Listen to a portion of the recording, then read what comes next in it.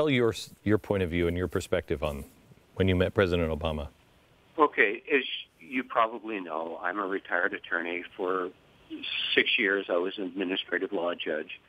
And, you know, during the several thousands of cases that I heard, my job was to decide who was telling the truth and who wasn't. You heard the clip that I said that there were 4 pods at Andrews Air Force Base with the 4 different families. And when he finally came over to where we were, you know, I could tell that he was a rather conflicted person who was not at peace with himself. And, you know, he shaking hands with him, quite frankly, was like shaking hands with a dead fish. His face was pointed towards me, but he would not look me in the eye. His eyes were over my shoulder, and not in a forceful voice.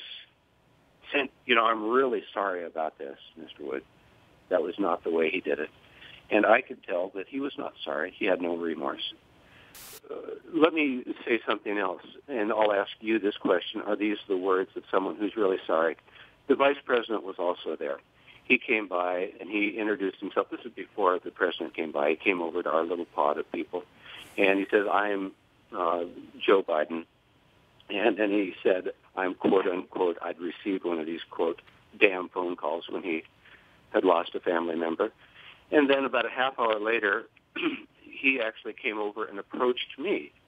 And these are the exact words he said. I do not speak like this. Quote, says in an extremely loud and boisterous voice, he said, did your son always have balls the size of cue balls? I will ask you the question. Is that the voice of someone who is truly sorry? Mr. Woods, tell me what Hillary Clinton, what happened when you met her? Okay.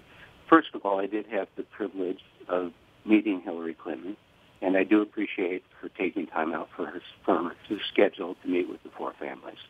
While we were in the pod over there with our family, she came up and shook my hand. I reached out and hugged her shoulder, and her countenance was not good.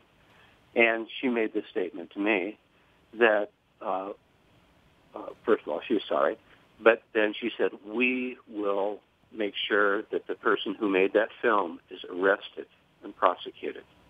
And when she said that, you know, I could tell that she was not telling me the truth. And she's more intelligent than I am. She had to also know that she was not telling me the truth.